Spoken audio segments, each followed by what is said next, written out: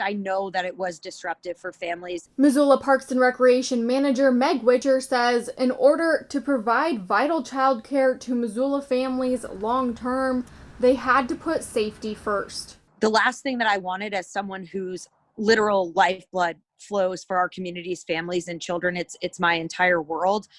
It was a pretty anxious and probably the hardest decision that I've had to make. Families say, especially now, they're worried about finding good care for their kids. Most stressful part of COVID, other than the spreading of the virus, is just making sure that our kids had childcare. Rose Chadwell is a social worker, and her husband works for the Forest Service, both essential workers.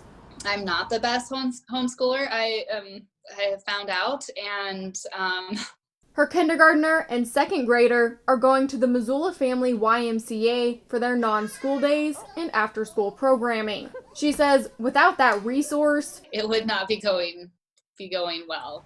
So they had to figure something out. When everything hit, that was the most stressful time because we didn't know what we were going to do. I mean, if one of us had to quit our job, it would be life-changing in not a good way.